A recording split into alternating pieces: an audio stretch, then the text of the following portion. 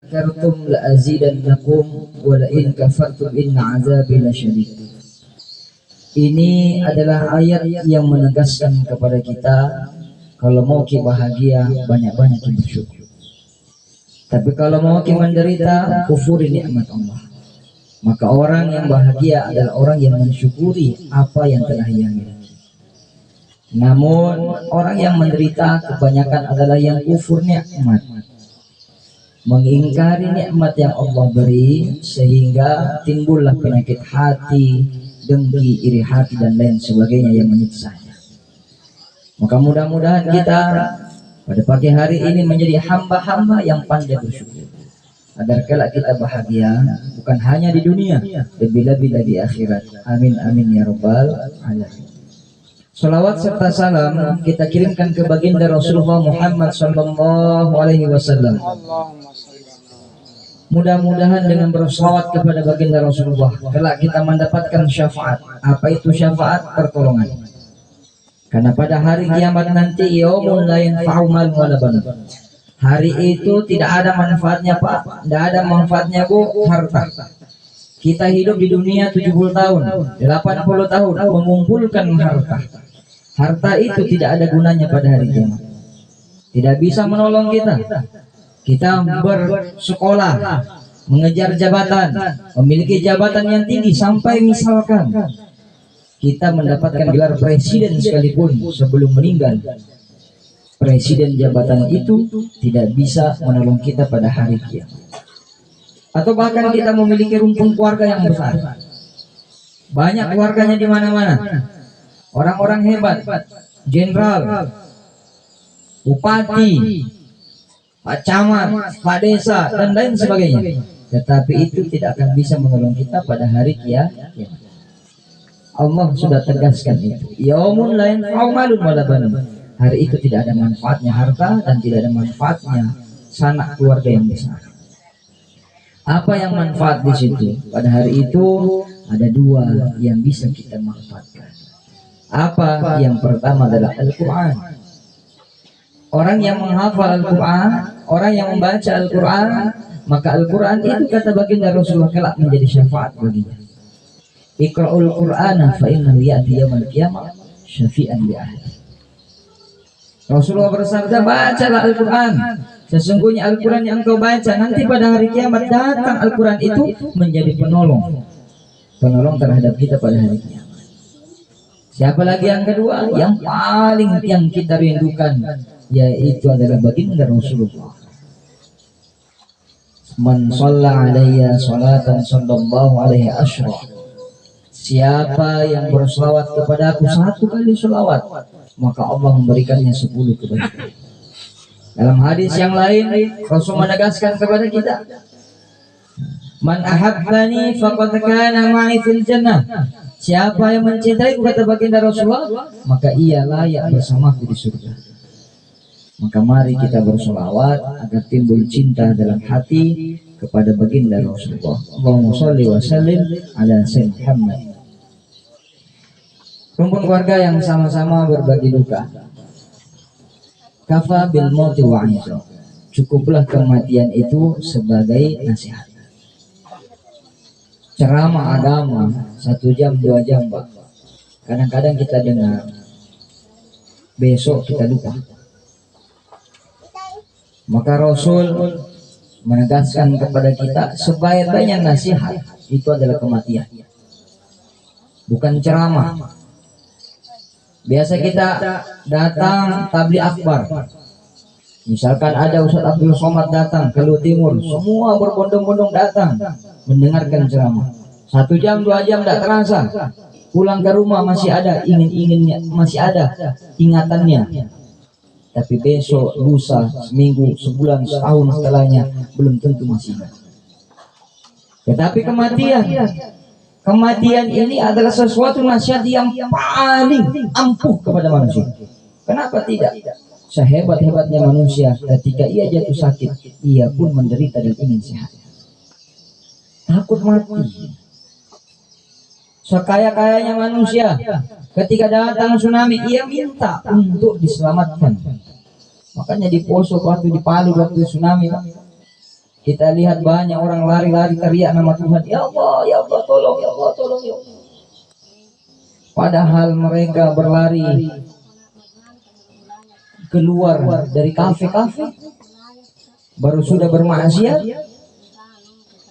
Bagaimana kita lihat Pak di apa itu jembatan miring itu banjir besar, jembatan sananya jembatan miring. Ketika naik airnya tinggi sekali, tidak pernah terjadi sebelumnya. Ada yang di video ibu-ibu pakai daster, lupa ini auratnya, keluar teriak, ya Allah tolong kami, ya Allah tolong kami. Tidak ingin banjir seperti Masambah. Semua akan mengeluh, semua manusia akan mengingat Allah ketika sudah mengingat namanya kematian. Maka nasihat paling baik Bapak Ibu adalah kematian. Orang tua kita ini sebenarnya beliau menasihati kita. Ya, sebenarnya beliau menasihati kita. Yang hidup ingat baik-baik, mati tuh. Yang tersenyum ingat baik-baik, suatu saat engkau tidak bisa tersenyum. Saya tadi agak merinding ketika disampaikan oleh Guru Ustaz Marum. Beliau menyampaikan pengakuan dari keluarga yang menemani almarhum ini, masih minta berwudu dan bersyahadat. Itu adalah nikmat yang paling besar Bapak. Kitab Ihya Ulumuddin itu banyaknya karangannya Syekh Muhammad Al-Ghazali. Dalam kitab Ihya Ulumuddin ini ternyata nikmat yang paling besar adalah keluar dari mulut kalimat syahadat sebelum wafat. Ini luar biasa Pak. Dan ini tidak bisa dibeli. Biar uang ke 1 miliar sekarang kita kasih orang, tuntunkan nanti sebelum meninggal, saya sekaratul maut, saya kasih 1 miliar, tuntunkan syahadat. Nah biar kiai pun yang menuntun kita, tetapi kalau lisan kita Allah tidak perkenankan mengucapkan syahadat, tidak akan bisa. Maka hati-hati Bapak Ibu. Makanya mulut tak dijaga selama hidup. Ya, Bapak jaga mulut tak selama hidup. Jangan berbicara sesuatu yang tidak ada ilmu tak di situ. Jangan berbicara sesuatu yang tidak kita ketahui. Apalagi menceritakan aibnya tetangga. Tidak boleh ini. Dalam Al-Quran Allah hinakan betul-betul manusia yang suka menjelek-jelekkan orang lain. Bahkan dari Rasulullah hadisnya sudah menjelaskan, orang yang suka menggunjing, menggibah, mencela, mencaci, bahkan menjelek-jelekkan tetangganya yang beriman, yang muslim, maka seperti dia lagi memakan bangkai manusia. Mau makan kondro manusia? Nah biar saya macomok dagingnya tidak mau makan. Tidak ada manusia di sini yang mau makan sate manusia. Kalau ada, itu pernah ada memang di Jawa, namanya Sumanto. Nah itu masih ingat sekali saya 2000 berapa itu. Saya masih SMP kalau nggak salah. Ada viral berita Sumanto mau makan daging manusia. Apa dia? Tapi ini cuma satu. Kenapa cuma satu? Karena gila ini orang. Tidak waras. Saking inginnya menjadi orang yang alim, orang yang punya ilmu yang tinggi, sehingga salah berburu jadilah begitu. Saya kira kita di sini tidak ada yang benar. Tapi kata baginda Rasulullah akan datang satu zaman, kata baginda Rasulullah, di mana memakan bangkai manusia itu menjadi hal yang biasa. Apakah memakan? Bukan, tetapi dengan cara menghina, mencaci. Makanya selalu saya bilang, Pak, yang niki jelek-jelekkan presiden. Kenapa? Maksud saya minta maaf. Dia, kenapa maksud saya minta maaf? Sedangkan ketemu tidak pernah, apalagi bicara. Nah, sudahlah, dia di TV, ini presiden. Yang kita pilih, syukurlah kita pilih, baca bismillah. Tidak menang, syukur saja, alhamdulillah. Itulah takdirnya Allah bagi dia. Tetapi jangan dicela-cela orang, ini presiden begini. Sebelum dia meninggal, belum pergi minta maaf sama presiden. Bagaimana kalau presidennya mati pun? Susah Pak. Maka Bapak Ibu jaga diri tak baik-baik. Jaga diri tak baik-baik. Usikum baina nafsi bittaqullah. Maka Allah firmankan dalam Al-Quran, Ku anfusakum wa ahlikum nar. Jaga dirimu. Pertama Pak, Allah perintahkan jangan jaga orang lain, jaga dirimu. Pertama dirimu. Ku anfusikum, jaga dirimu. Wa ahlikum nar, setelah kau mampu menjaga dirimu, jaga juga keluarga. Keluarga keluarganya. Semua dimulai dari diri sendiri. Makanya Allah firmankan dalam ayat yang lain, innallaha la yughayyiru ma biqaumin hatta yughayyiru ma bi anfusihim. Sesungguhnya Allah tidak akan merubah nasib satu kaum sampai mereka sendiri yang berusaha untuk merubah. Nah, itulah firman Allah. Jadi kembali kepada diri sendiri. Almarhum luar biasa. Saya kira muamalahnya baik. Saya ingat almarhum ini pernah haji. Kalau tidak sama almarhum ayahanda saya. Maka saya tanya tadi, saya ingat begitu. Ya. Itu luar biasa Pak.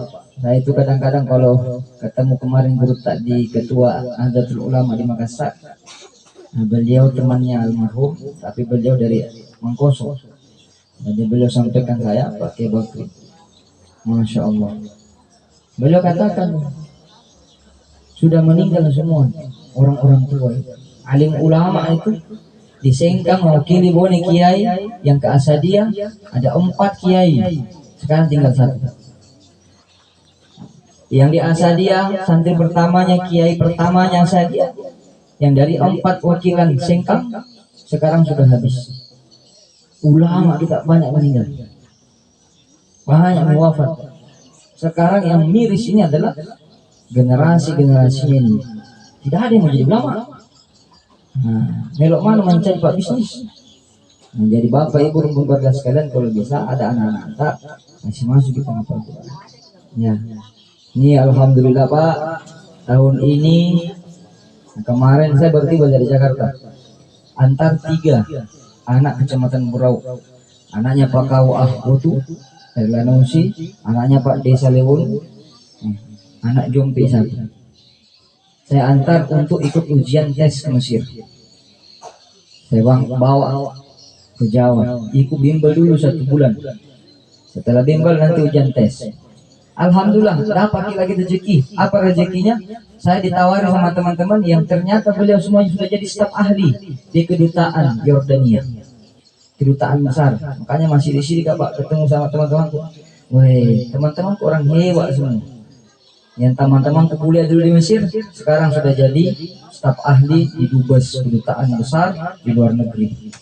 Ada yang di Arab Saudi, ada yang di Yordania.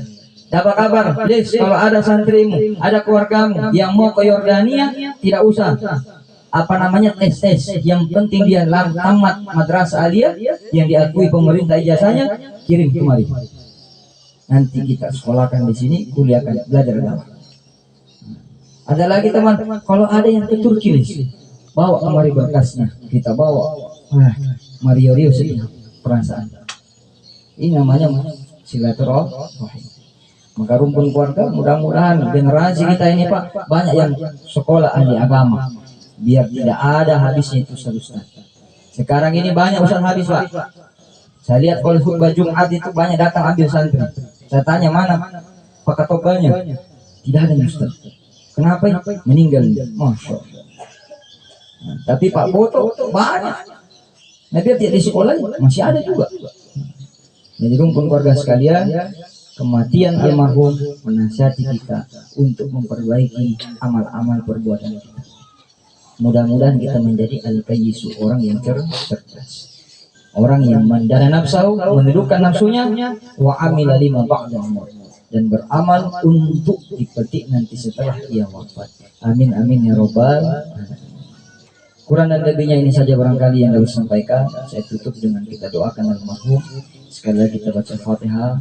Mudah-mudahan almarhum dimudahkan langkah dan urusannya berjumpa dengan Allah Subhanahu wa taala. Mudah-mudahan almarhum menjadi ahli surga, berjumpa dengan baginda Rasulullah Muhammad SAW. Mudah-mudahan kita yang ditinggalkan diberikan kesabaran, diberikan ketabahan, dan keturunan yang menjadi keturunan yang solehah, yang dapat menambah amal kebaikan buat almarhum. Amin amin ya rabbal alamin. Bihadhihi as-salihah wa bisirril Fatihah. أعوذ بالله من الشيطان الرجيم. بسم الله الرحمن الرحيم. الحمد لله رب العالمين الرحمن الرحيم مالك يوم الدين إياك نعبد وإياك نستعين اهدنا الصراط المستقيم صراط الذين أنعمت عليهم غير المغضوب عليهم ولا الضالين. آمين.